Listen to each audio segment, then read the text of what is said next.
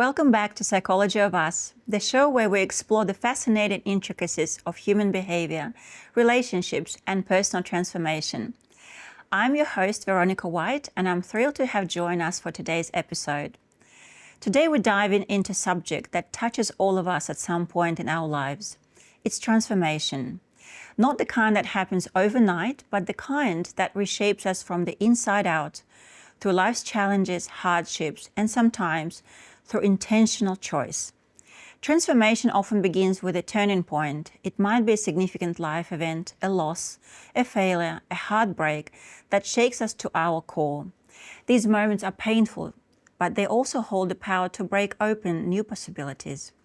You see, the very act of enduring pain or facing hardships plants the seeds for change. It forces us to look at our lives and ask, what's next? But transformation doesn't only come from pain, it also can come from choice. The choice to step into the unknown, to embrace growth, to move toward a vision of who we want to become. And here's the beauty of it. While we don't always have control over life's challenges, we do have the power to choose how we respond. Take a moment to think about this. Every challenge you faced, every hardship you've endured has shaped the person you are today. But the real question is, how do we take those experiences and use them to transform? How do we turn pain into purpose? And how do we use choice as a catalyst for change? Psychologists have studied transformation extensively, and one thing is clear.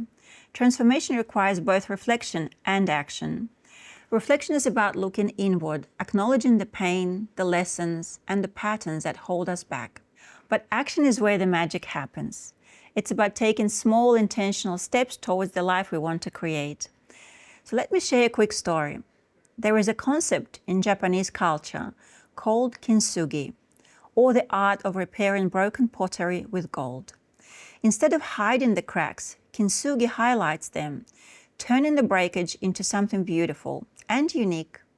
Isn't that what transformation is about? Taking the broken parts of our lives and using them to create something even more beautiful. Now, here's where choice comes in. While challenges may force us to change, choosing transformation is an act of courage. It's deciding to leave behind old habits, toxic environments, or limiting beliefs that no longer serve us. It's honoring your boundaries, prioritizing your well-being, and creating a life that reflects your truest self. In the process of transformation, we can also change by looking after others. And I'd like to share with you another story about the rose that bloomed in adversity. There once was a gardener who tended a barren patch of land. The soil was dry, the sunlight harsh, and nothing had grown there for years. One day, while clearing the debris, she discovered a single fragile rosebud pushing through the cracked earth. It seemed impossible. How could something so delicate survive in such an unforgiving environment? The gardener decided to nurture the rose. She watered it sparingly, shielded it from the harsh winds, and whispered words of encouragement. As days turned into weeks, the rose grew stronger. Its roots dug deeper into the earth, drawing strength from what had once been considered a barren, lifeless place. Eventually, the rose bloomed into a magnificent flower. Its petals rich with color and fragrance. It wasn't just beautiful, it was resilient, a symbol of hope and transformation. The gardener realized that the rose wasn't simply surviving, it was thriving, because it had adapted to the challenges of its environment. This transformation wasn't just about the rose, it also changed the gardener. She saw the potential for growth in places she had once written off as hopeless. Inspired by the rose's resilience, she began planting seeds throughout the garden. Over time, what was once a barren land became a vibrant, thriving oasis. The rose in this story symbolizes how we can transform through adversity. Just as the rose adapted and thrived in harsh conditions, we too can find strength in our struggles. The thorns of the rose remind us that beauty and resilience often come hand in hand. This story encourages us to embrace challenges as opportunities for growth and transformation. So how do we start? First, let's talk about letting go of toxicity. Toxicity can take many forms: relationships, work, environment, or even the way we talk to ourselves. Recognizing these toxic elements is the first step to releasing them. Remember, letting go isn't about forgetting or ignoring it. It's about making space for growth and healing. So next we turn to wellness routines and self-care rituals. Real self-care isn't about indulgence. It's about intention. It's asking yourself, what do I need to thrive? Maybe it's a morning walk, journaling, or simply taking a deep breath in the middle of a busy day. These small acts, when done consistently, create a foundation for transformation. And finally, boundaries. Honoring your boundaries is one of the most powerful ways to claim your space in the world. Boundaries aren't walls, they're bridges that connect you to others while protecting your own energy and well-being.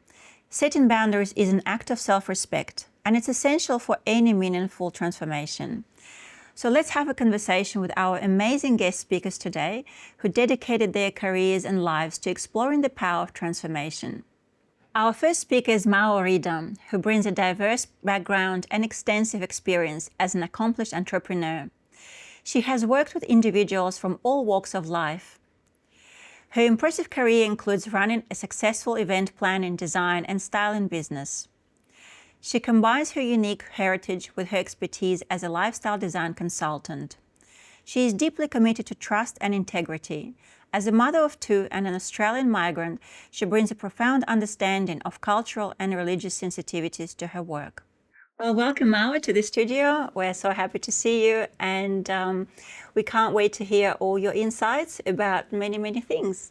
So my first questions to you would be, as a lifestyle design consultant, you emphasize intentional living. And can you share some, practical tips for creating sustainable wellness routines that truly nurture both body and mind? So let me emphasize lifestyle design consulting and what it means. It really is about creating your own lifestyle and being intentional with the life you live. So that incorporates wellness routines, it incorporates everything in your life. So the people you have in your life, the food you eat, the exercise you do. I've heard you had a very nice breakfast today, and you shared that you actually cook your own food. Is that something you do? Yes, I do believe starting your day right is very important. So we go through many changes in life as women, especially with the childbearing years, and we can seem to pile up those kilos. But trust me, these kilos are not only piled up because of childbirth, they're also connected to stress. The amount of stress levels you endure during your day because of the type of work you do, or because of the lifestyle you live, which could be unhealthy, including relationships that could be toxic and affecting you negatively. Yeah, I read something about removing from toxicity from your book, and I just quickly see it's A New Life by Design and by wonderful Marwa Rida. And I just wanted to also to ask you, you're a very busy woman, and how do you find the time? How do you schedule it, your personal rituals for well-being? How does it work? So 100% I schedule in time to do things that incorporate wellness practices, including yoga, Pilates for me, dancing is part of wellness for me. Mothers especially have a tendency to put themselves on the back burners and not really prioritize their health or wellness, and that leads to burnout and fatigue. And I've experienced all of that, especially through running an events business. So part of my New Life by Design and how I help busy people is to help them identify the areas in their life that are not working and get them back on track. Whether it's through healthy consultations, and obviously I work with other people as well. I am a coach consultant, so my line of work is more working about their mindset, putting in practices in place that would help them create a new life that they love. So it takes a whole big team, and everything in life is a big juggle. As you would know, Veronica, you have a young child yourself, and you've gone through the ups and downs of motherhood. Yeah, definitely. It has a little bit of a roller coaster. Yeah. What advice would you give someone struggling to recognize and let go of toxic relationships, environments, or mindset? Because, yeah, you mentioned before that it's one of the steps, it's releasing toxicity from life. Yes. So it really is about releasing toxicity, but releasing everything that no longer serves you with love, a term I have stumbled upon through my New Life by Design journey and moving forward post my life in a busy event sphere. Toxicity comes in many forms, and toxic relationships are one of these things that can really drain you if you're not conscious. And it's not just about intimate partners, it's also about friendships that don't suit you, work relationships that don't suit you. And letting go of that is what will open up the door for you to start a new life. How to find that courage for that very first step? Because, you know, when we live in that kind of environment, it's very hard because it's step to the unknown. Yes. And it's designing your life by choice. Yes. So I consciously took steps to move forward, whether it was starting a business or letting go of a business, or even moving to Australia initially from Cairo to Canberra. So complete opposite cities in scale and scope, taking the risk to start a family in Australia with no family, with no immediate family, and whether it was also taking the risk to move out of Canberra and to Melbourne for my family's sake as well, for my children's sake, because I wanted them to get out of the Canberra bubble and experience more diverse cultures like I did experience when I was a child. So it was about making these conscious decisions, whether in the marriage, it was with my ex-husband that we took conscious decisions, or outside of the marriage. I mean, you know, you're basically more free to do your own decisions. Of course. Yeah, but of course, taking into consideration that I do have children and we co-parent, and so there are mutual decisions that we still take till today. So everything you want is at the other end of your comfort zone. If you want to change your life, you need to be comfortable being uncomfortable and take steps forward. And I'm still uncomfortable. 6 years down the track since I moved to Melbourne, still uncomfortable. But moving forward. 100%, and designing a new life and promoting that everyone has the opportunity to design their life. They just have to let go of many things that's holding them back. Yeah, so it's about letting go. It's not about ignoring it or just sweeping under the carpet. It's actually accepting it, facing it, and deciding, okay, I will be uncomfortable, but I will move forward. This is my life at stake. And take it from there. You are the creator of your life story. So you decide what each chapter needs to look like. Just like a book, but this is real life. Yeah. And it's interesting just to talking about real life, because often we see only one side when people already made it, you know, towards their life by design, successful story. But we all have setbacks along the journey. How do we manage that? What would be maybe your insight on that?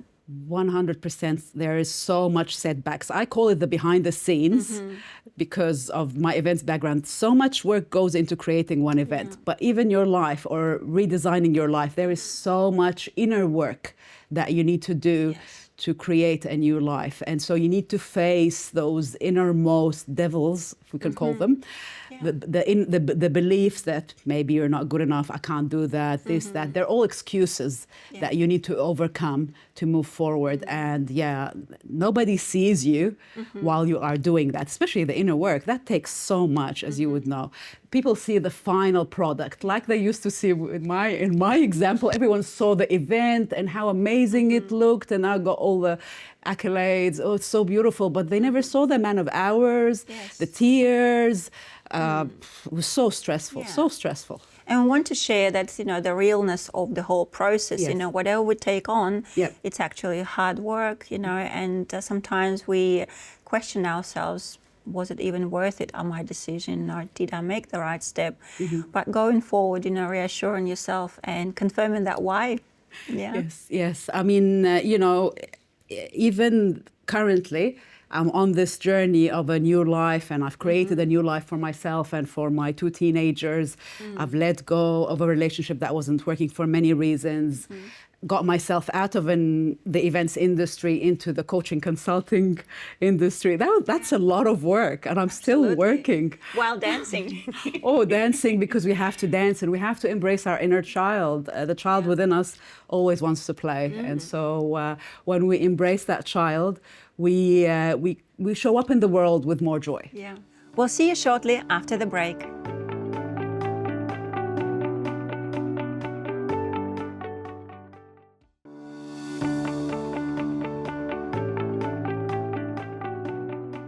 So in a world where self-care is often commercialized, and how do you guide your clients to discover meaningful self-rituals that go beyond surface-level trends, and how do you foster that genuine self-connection? I thought self-love was a form of being selfish. But it is the absolute opposite. It is when you look after yourself, you are able to look after others and show up in a better way for your children, if you have children, or your family, whatever it may be, your parents, your cousins, and then the community. This has a flow-on effect. The more you love yourself and give yourself, the more you can give others. And it's not about skincare rituals.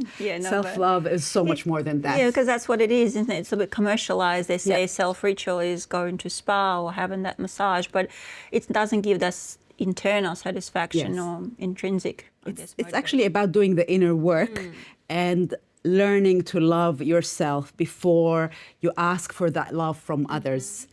If you don't love yourself, how do you expect others to love you? So with your rich multicultural background and experience working with people from all walks of life, how do you approach teaching the importance of setting and honoring boundaries?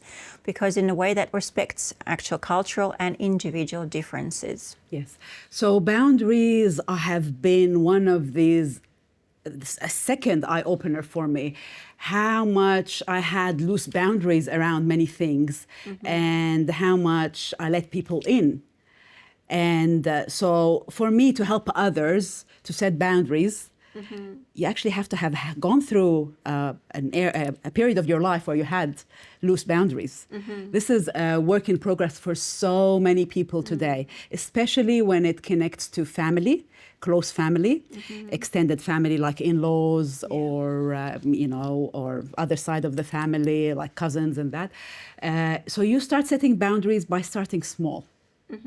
So you start, family is a huge one. So you've got to start with something outside of the family scale. So it could be setting boundaries in your workplace by taking a lunch break when you're supposed to take a lunch break. Not allowing others to give you more work just because they can, because you're not saying no. It doesn't have to be like, an argument to set a boundary. It can be, sorry, I am not available between the times of 7 to 9 because that is the time that I am with my children. Typical people pleaser, that might sound catastrophical, even that one, because they perceive it as a conflict, even to say that, because they project on the person that they'll be so upset with them or so disappointed with them, and they want to be that pleasing person. And it's important that you shared it has to be small first step. We can't start from something big and we have to leave the family at the end because it's the most difficult thing. It's the hardest. But yes, the people pleasing comes from a place of self-doubt, from a place of not feeling enough, that I have to please people so they like me. Interesting. No, you don't need to please people. Not everyone will like you. So it's moving from that seeking external validation to internal. Our own internal. Internal. And as you said, it's inner work. Inner work, doing mirror work. I mean, I can't say mirror work without quoting Louise Hay. Absolutely love Louise Hay. May she rest in peace. And Louise Hay is Queen of Affirmations, one of the authors, many people know, but nice. Okay. Well, so thank you so much, Marwa, for sharing your insights on, releasing toxicity, creating your boundaries, and doing the inner work as the most and foremost important work we can do. Thank you so much. Thank you so much. Thank you, darling. Thank you.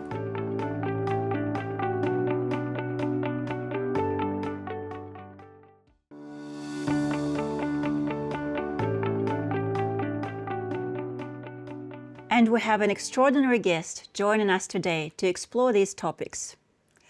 Please welcome Ihsan Tuncel, a Czech practitioner and holistic life coach who guides individuals towards a healthier, more empowered way of living. His mission is to inspire a society where people thrive, rooted in vibrant health and clarity. He focuses on the foundational pillars of well-being, nutrition, lifestyle habits, mindful breathing, positive thinking, movement, exercise, and restorative sleep, to help his clients build a resilient and balanced life. His approach is grounded in simplicity and practicality. By returning to the basics, he helps clients experience meaningful, sustainable change that becomes second nature. He also teaches the art of embracing transformation, supporting them to break through limitations and step confidently into a new version of themselves. So Ihsan, your journey of transformation is so inspiring. And I'd like to ask you, what was the turning point that made you realize change was necessary in your own life, and what very first steps you took? Okay, so I was living a life of what they call Groundhog Day. So it was a very unfulfilling life. I was 35. I was broke. I was earning $10 an hour in a takeaway at the age of 35, and I was in an unhappy marriage. I thought I had nothing to offer society, so I thought I was stuck in the takeaway, and I pretty much had to hit rock bottom, and it got so depressing that my intuition, I think, guided me out of that stage of my life, and I just totally changed as an individual and changed my environment. Yeah. Okay, so you started from changing your environment? Yeah. So, for me, it was a big deal being broke because I was sick of it. So I thought, what can I do? What can I do? What do I enjoy? And I realized I do enjoy exercise, and I thought maybe I could become a personal trainer. I had a lot of self-doubt around that, but I did a personal training course. I left my wife at the time, which was very hard in my culture.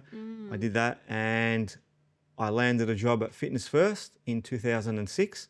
Okay. And all of a sudden, my income went up by fivefold, which was a big deal for me because I never had any money.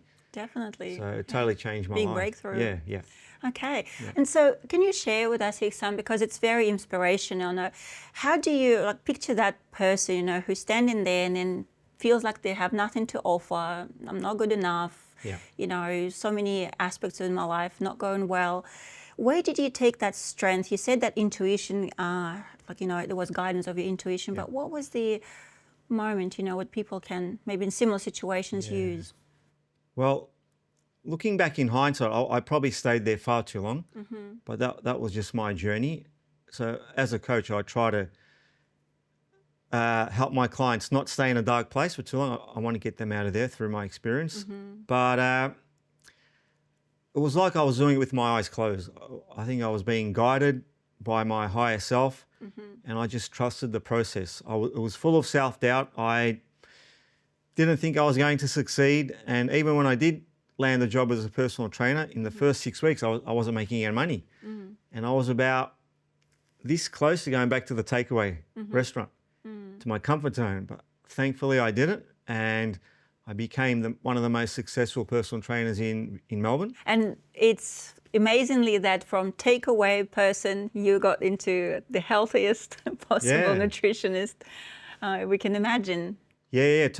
I think the key thing was, because I can't say that I had a strategy doing it. The way I changed my life was, as I said, my eyes were pretty much closed, but I was just praying that I was making the right steps, leaving my partner at the time, etc.